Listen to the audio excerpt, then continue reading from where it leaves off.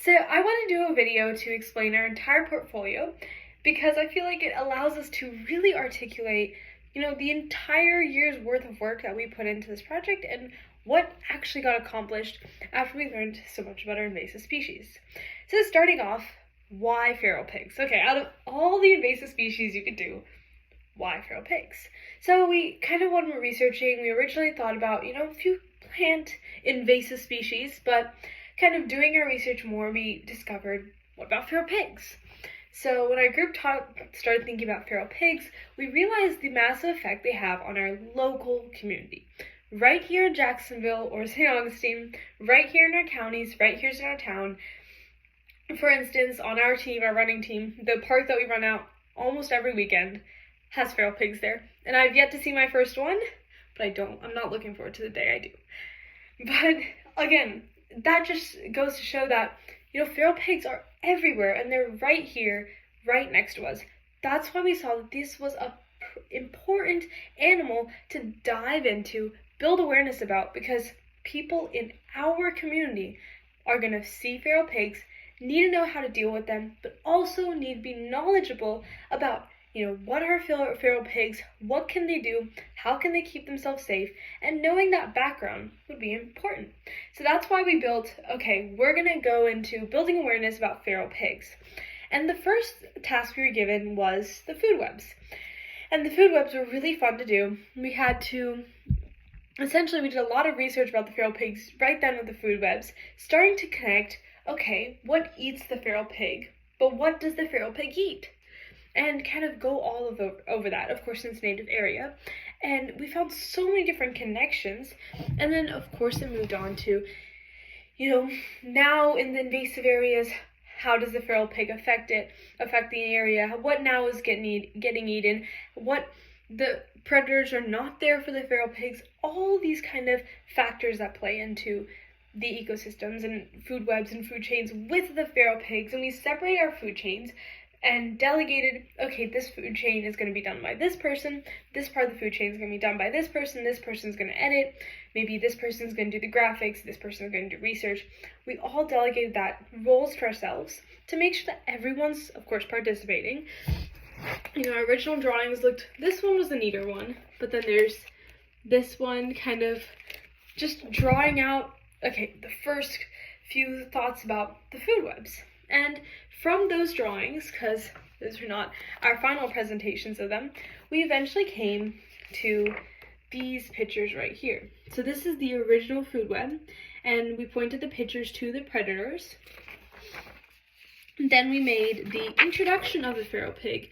What did that food web look like? And finally, after the introduction.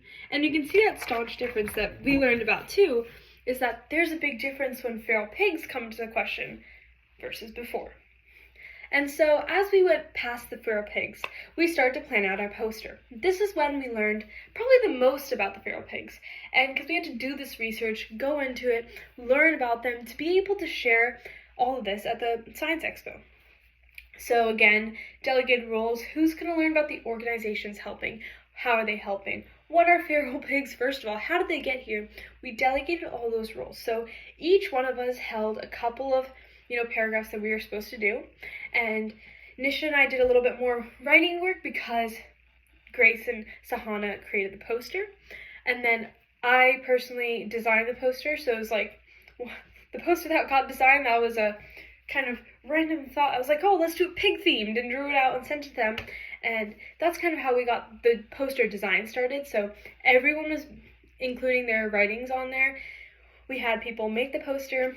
Of course, Sana and Grace made the poster. Nisha and I contributed a lot of writing and designing.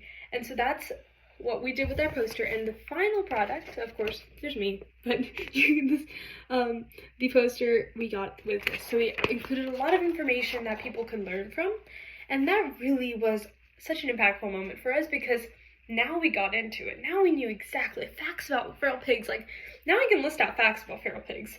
And sometimes it scares me because who knows what I'll see of feral pig, but now I also know how do I protect myself, which led us to, we want to build awareness for people in our community, because now we've learned about feral pigs.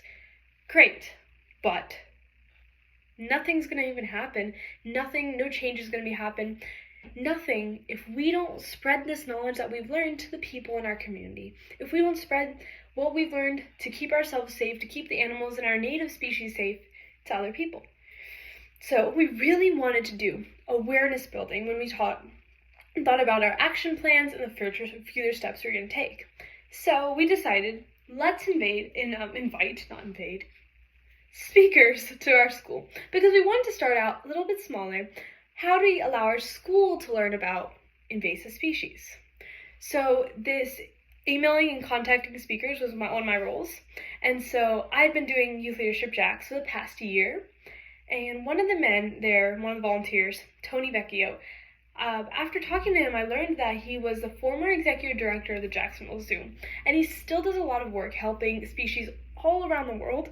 Actually working with him to get a date the day before he had come back from some ways, and the day after he was going to South America to finally meet a species he had been fundraising for and helping for decades. So he's super cool, done all this work around, so we invited him.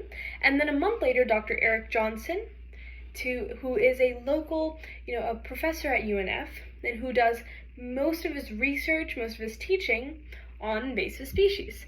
So again, both local people, showing to our students that, invasive species isn't this, oh my god, far off, problem that we have, but rather there are people here in our city helping solve this issue. And that was, here are a few pictures, and we got a Bulls News article, but written about, Mr. Tony Vecchio and the work he's doing for our community. And this is him on giving his speech right there. So, and of course we had Dr. Johnson the following month. And so that was really great because we spread the awareness to the people that came to the speaking and the talk, but also with the help of Bulls News, they allowed it to spread into our entire community that this happened, this is some information that they learned.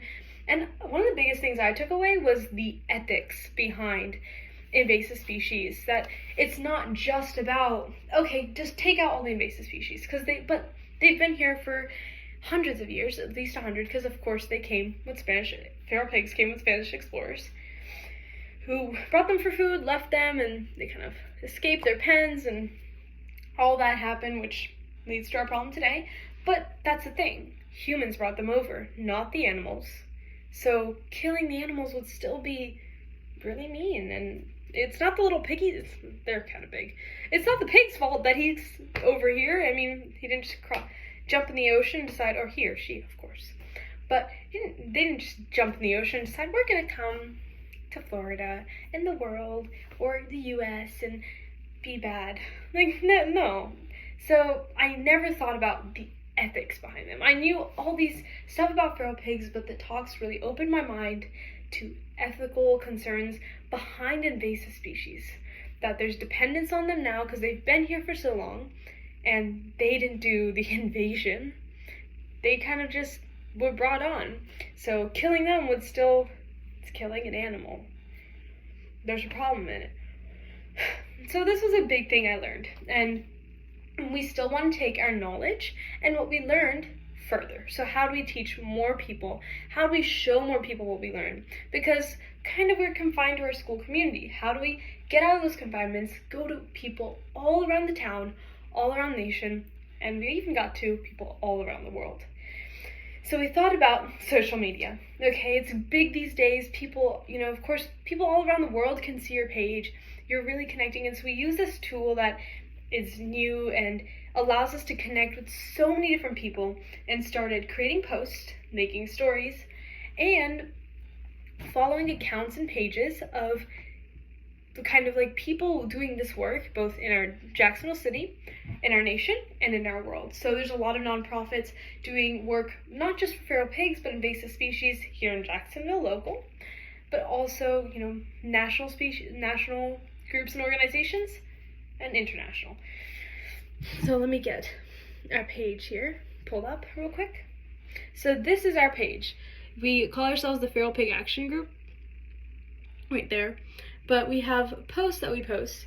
So these are little things maybe to teach people. We've followed a bunch of groups, obviously, like we've got like fast feral facts where they can learn, and we have wherever we got the information from, of course in the caption.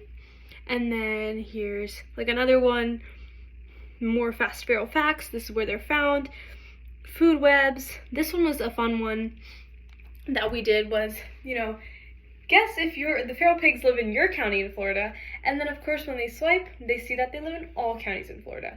And especially to get more of a following and make sure that this is spread to more people, we posted on our own stories, our personal ones, that hey, this is happening, you really should check this out. And this is what I talk about when it means it reached a global audience. A lot of my cousins in India texted me afterwards and saying, oh my gosh, I saw this, that these new feral species, feral pig things, and that's super cool.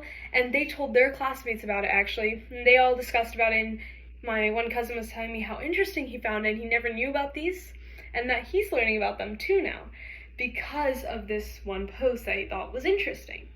Friends at other school are also saying the same things. They find that it's so interesting to learn about something that they're facing maybe in their communities here and now. So that is all the steps we went through. And of course we did our action plans in the middle of those for each and every one of our projects. So, and of course that was again delegated who's doing what, and we all got done together. The impact of this project though has been immense. It's more than just a project at this point because we've worked so much with it. I personally want to continue it past just bio class, or this summer, past the next school year, maybe into college too, because we're now already planning how can we keep up our page. So it's less about ending this project now, but it's more about, okay, what else can we post? How else can we build awareness? That's what we're in the talks of now. So maybe it's Feral Fact Friday, because feral facts. But then also posting stories featuring other organizations working on the problem with invasive species, making sure that everyone's informed. We post different things about what to do when you see a feral pig. All of these little things add up. And the impact, again, has been tremendous because it's taught us, first of all, collaborations and cooperation skills to work with each other, delegate roles, and really get things done. But also the importance of teaching people around us when there's a problem, taking action on that problem, and making sure that we're taking steps to solve it or improve our communities in some way. And so we really hope that through this project we were able to do something, or maybe teach someone something to where when they see a feral pig, when they think about the problem, they know a little bit more about it, so that everyone in our community can gain awareness on this issue. And so in the future, our ecosystems, our world can be healthier, and hopefully our native species can be healthier, and just people in general know much more about feral pigs, the issue, how to keep themselves safe, and how to keep our world safe. So thank you so much for, of course, listening to this kind of portfolio reflection on this entire year's worth of project, and also giving us the opportunity to have this project. I'm very grateful for being able to research with the people we researched with, build this together, gain this experience, and gain this knowledge. So thank you so much, and have a wonderful summer.